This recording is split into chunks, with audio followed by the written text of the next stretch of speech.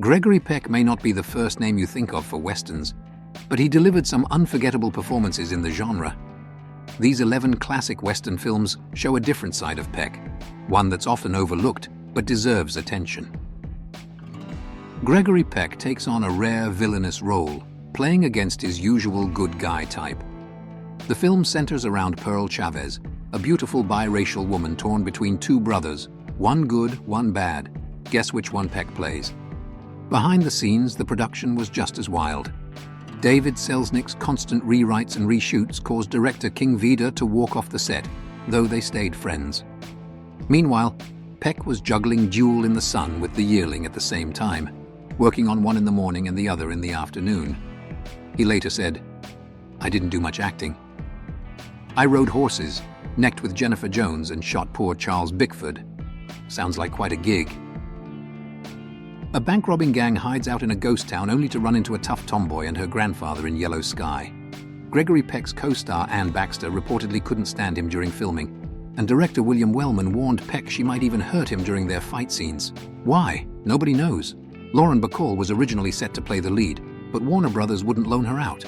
And if you're watching and wondering why Peck's character looks different during the hay-rolling scene, that's because he broke his ankle on set. His stunt double, Jock Mahoney, had to fill in. Peck plays notorious gunslinger Jimmy Ringo, who's trying to find his old flame while staying out of trouble. But as you'd expect, trouble finds him anyway. The character is loosely based on real-life outlaw John Ringo, who was a brutal murderer, far less charming than Peck's portrayal. Funny enough, the studio hated Peck's mustache. The head of production was out of town when filming began, and by the time he returned, there was no going back. After the film flopped at the box office, he told Peck, "That mustache cost us millions." Gregory Peck himself called only the Valiant one of his least favorite films, describing it as a potboiler.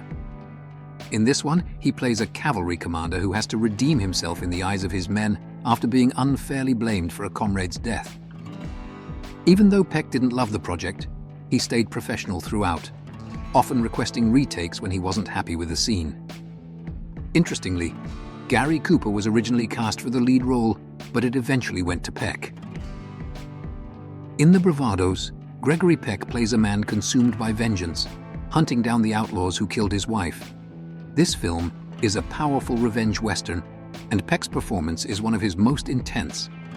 The fury in his eyes is unmistakable, making his portrayal of raw hatred palpable. Behind the scenes, Peck decided to live out his cowboy fantasy for real.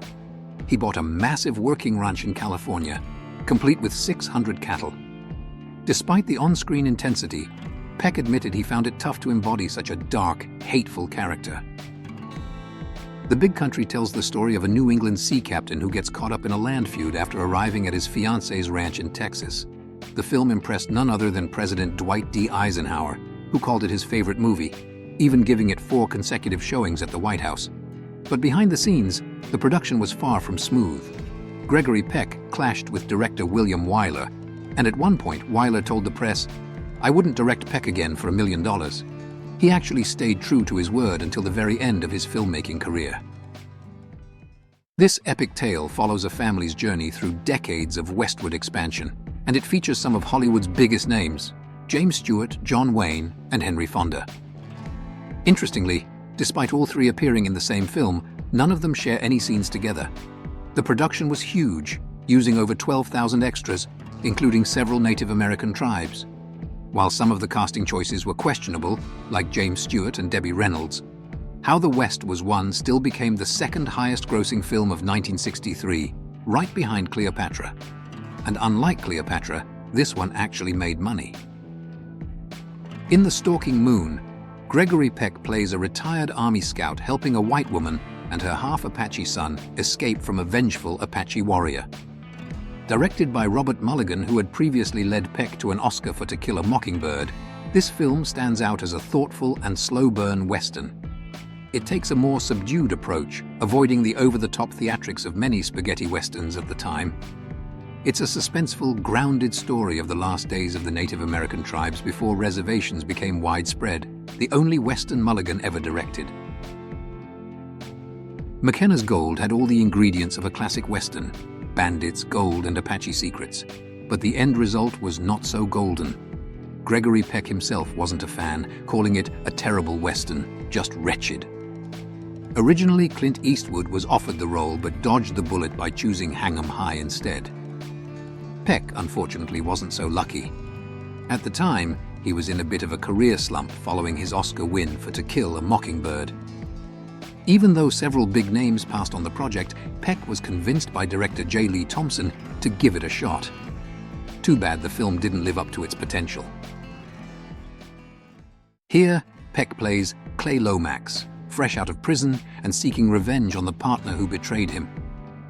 Along the way, he unexpectedly becomes the caretaker of a young girl named Decky Ortega. Critics weren't kind to this one, and even today, it's got a pretty small fan base. While the film boasts some beautiful location work and heartwarming moments between Peck and his young co-star, it's not without problems.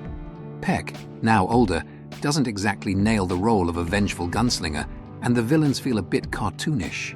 That said, if you're into father-daughter dynamics and sweeping Western landscapes, Shootout might still be worth a watch. Just don't expect true grit level. Gregory Peck's final Western, Billy Two Hats, tells the story of an unlikely father-son bond between an aging outlaw and his young half-Kiowa partner.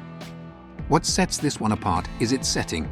Instead of filming in the American West, they shot the whole thing in Israel, which gave the film a strange, remote feel.